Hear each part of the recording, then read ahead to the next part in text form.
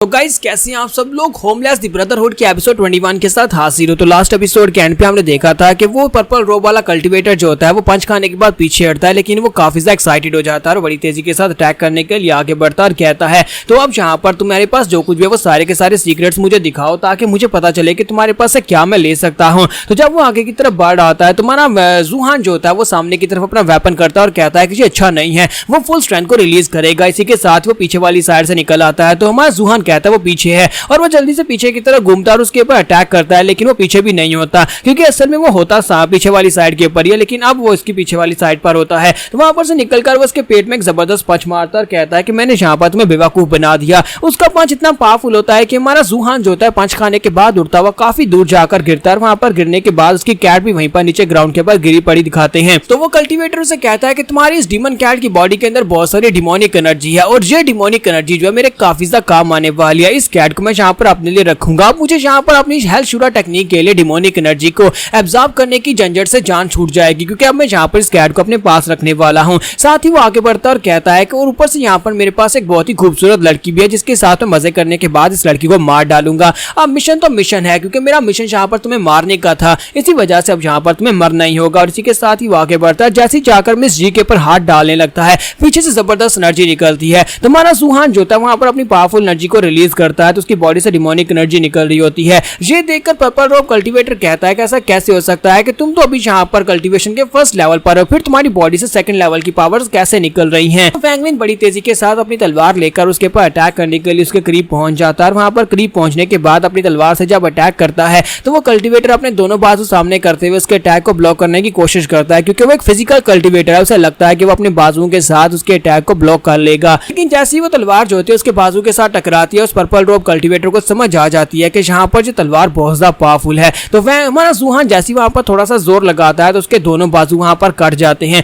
दोनों ही बाजू कटकर वहां पर से अलग हो जाते हैं और इस बात से वो भी काफी हैरान होता है। वहां पर जबरदस्त चीख मारता है। वो अपने कटे हुए बाजू की तरफ देखता है और कहता है कमीने कहीं कि मैं तुम्हारी जिंदगी को जहन्नुम से भी बदतर बना दूंगा। और साथ ही वो चिल्लाकर कहता है कि जानजू इसको मार डालो। जैसे वो वहां पर ये कहता है कि उस कल्टीवेटर के पीछे वहां पर धुआं इकट्ठा होना शुरू हो जाता है और उस धुएं के अंदर से हमारा ब्रदर लियू शेंग निकल आता है। तो यहाँ पर ब्रदरहुड का चैप्टर फिर से अलाइव हो गया है। तो जैसे वहां पर से लियू शेंग निकलता है तो हमारा जूहान उसकी बॉडी को देखता है कि उसकी बॉडी से जबरदस्त एनर्जी निकल रही है, लेकिन जैसे वो उसके करीब पहुंचता है उसे देखने के बाद वो बेचारा बहुत ज्यादा हैरान हो जाता है, उसे एक झटका लगता है। तो वो कहता है कि ब्रदर लियू शेंग तुम यहाँ पर क्या कर रहे हो। लेकिन ब्रदर लियू शेंग जो है वो पूरी तरह से डिमोनिक हो चुका है, इसी वजह से वो सामने से गायब होकर टेलीपोर्ट होकर उसके सामने पहुंच जाता है और आकर उसके पर अटैक करना स्टार्ट करता है। लेकिन हमारा जूहान अभी भी वहां पर होश उड़े हुए होते हैं और वहां पर ठीक तरह से फाइट नहीं कर पा रहा होता। जब लियू शेंग बार बार उसके पर अटैक करता है वो सिर्फ अटैक्स को डिफेंड करने की कोशिश कर रहा होता है। साथ उसे कहता है कि लियू शेंग जी तुम क्या कर रहे हो, लियू शेंग क्या मैं तुम्हें याद नहीं हूं। लेकिन वो उसको बिल्कुल भी ध्यान नहीं दे रहा था और समझ नहीं आ रही होती कि यहाँ पर किसके ऊपर अटैक कर रहा है। तो हमारा जूहान कहता है कि मुझे लगता है कि इसके साथ इन लोगों ने कुछ ना कुछ बुरा किया है।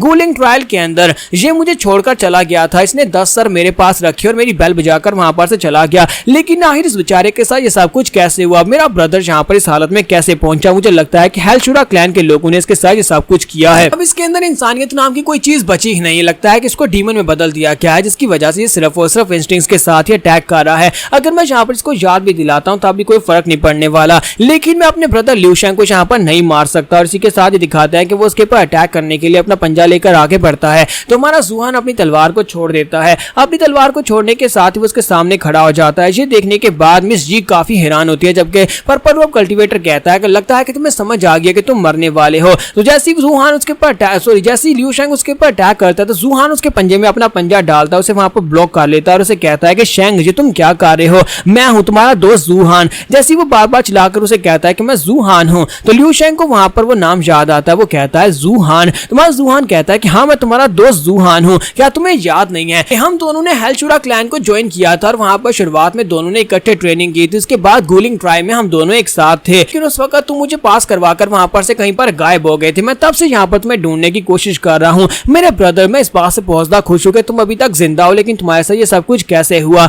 तो जैसे ही वहां पर लियू शेंग को थोड़ी बहुत होश आती है और समझ आती है कि ये जूहान है, इसी के साथ वो उसके पंजे से अपना हाथ निकालता है, पीछे की तरफ मुड़ जाता है। तो जब वो पीछे की तरफ मुड़ जाता है जूहान उसे कहता है कि तुम कहां पर जा रहे हो और पर्पल कल्टीवेटर से कहता है कि ओए लड़के तुम कहां पर जा रहे हो, जानजू जल्दी से वापस आओ और जाकर उसे मारो। तो हमारा जूहान जो होता है लियू शेंग जो होता है वहीं पर से पीछे की तरफ मुड़ता है और उस पर्पल कल्टीवेटर की तरफ आगे बढ़ता है, उठाकर अपना पंजा उसकी बॉडी के अंदर धंसाकर उसका दिल निकाल देता है और उस पर्पल रोब कल्टीवेटर को वहीं पर मार डालता है। उसके मरने के साथ में जूहान भी काफी हैरान होता है कि जी अभी इसकी साइड के ऊपर है या फिर उनकी साइड के ऊपर है। और उसको मारने के बाद लिू शेंग जो होता है वो माय जूहान से कहता है कि तुम्हें यहाँ पर जिंदा रहना होगा। इतना कहने के बाद लिू शेंग वहां पर से आगे की तरफ चला जाता है, जबकि माय जूहान उसका पीछा करता है। वो भागते भागते उसके पीछे जाता है, लेकिन जैसे वो थोड़ा सा आगे बढ़ता है वहीं पर नीचे गिर जाता है, क्योंकि उसकी बॉडी के अंदर बहुत सारी डिमोनिक एनर्जी एक्टिवेट हो जाती है। उसका बाजू जो होता है वो डिमोनिक एनर्जी को रिलीज कर रहा होता है। माय जूहान कहता है कि इस वक्त नहीं, अभी नहीं। वो डीमन किंग का बाजू जो है वो एक्टिवेट हो चुका है और उसके अंदर से डिमोनिक एनर्जी निकल रही है और मैं इस डिमोनिक एनर्जी को कंट्रोल भी नहीं कर पाऊंगा। माय जूहान वहीं पर ग्राउंड के ऊपर गिर जाता है, जब किसी के साथ ही मिस जी भागती हुई उसके करीब आती है और उसे कहती है कि तुम्हें क्या हुआ, लेकिन माय जूहान चिल्लाकर उसे कहता है कि मुझसे दूर हो, मेरे करीब मत आओ। डिमोनिक पावर को या तो मैं अपनी बॉडी से सिर्फ निकाल सकता हूँ या फिर इस डिमोनिक पावर को अपनी बॉडी के अंदर एब्जॉर्ब कर सकता हूँ।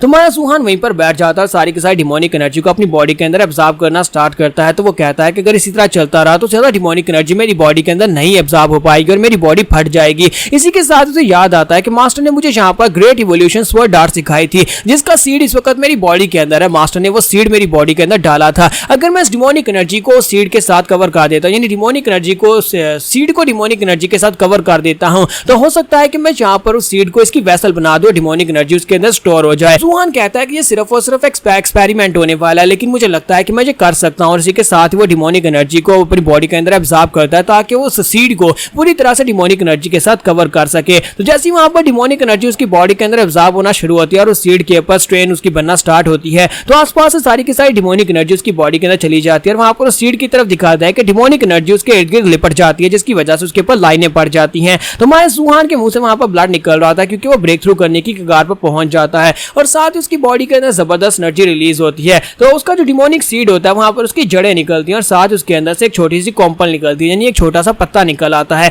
जैसे वो पौधा वहां पर निकलता है तो इसी के साथ ही दिखाते हैं कुनलुन का सीन दिखाते हैं। कुनलुन जहां पर एक जगह जिसे गार्ड करने के लिए एक एल्डर बैठा होता है, तो एल्डर वहां पर बड़े आराम से बैठकर उस एरिया को गार्ड कर रहे होते हैं, लेकिन साथ उनकी भी आंखें खुलती है और आसमान के ऊपर से उन्हें जबरदस्त एनर्जी महसूस होती है। वहां पर बहुत सारा धुआं इकट्ठा होता है और उस धुएं के अंदर से दो बड़ी बड़ी आंखें खुलती है। तो ये हीवंस होती हैं, जो हीवन होती हैं ऊपर से देख रही होती है कि कोई यहाँ पर कोई ऐसा काम कर रहा है जो कि हीवंस की मर्जी के खिलाफ हो रहा है। वो जो हीवनली मास्टर ऊपर से अपीयर होता है वो कहता है कि आज से 17 साल पहले यहाँ पर एक इवल बीस्ट ने मेरे हीवनली प्लान को स्पॉइल कर दिया था और मेरी कैलकुलेशंस को गलत कर दिया था, और आज 17 साल के बाद फिर से यहाँ पर एक इवल बीस्ट दोबारा से जिंदा हो गया है और उसने यहाँ पर अपने सीड को इवल सीड बना दिया और वो यहाँ पर राइज हो रहा है और उसकी रूट्स निकल चुकी हैं और साथ उसके अंदर से पौधा भी निकल आया। मैं ऐसा नहीं होने दे सकता। और इसी के साथ ही वो हीवनली जो मास्टर होता है, हीवनली मास्टर वहां पर ऊपर से थंडर ट्रैबुलेशंस फेंकना स्टार्ट करता है। तो यहाँ पर हम लोग अपने एपिसोड 21 का एंड करेंगे। नेक्स्ट एपिसोड में देखेंगे क्या हमारा जूहान यहाँ पर थंडर ट्रैबुलेशंस को फेस कर पाएगा और क्या ब्रेक थ्रू करने के बाद और भी ज्यादा पावरफुल बन पाएगा या नहीं। एपिसोड की एक्सप्लेनेशन अच्छी लगी हो तो कमेंट करके जरूर बताइएगा। वीडियो को लाइक करना मत भूलिएगा। Thank you.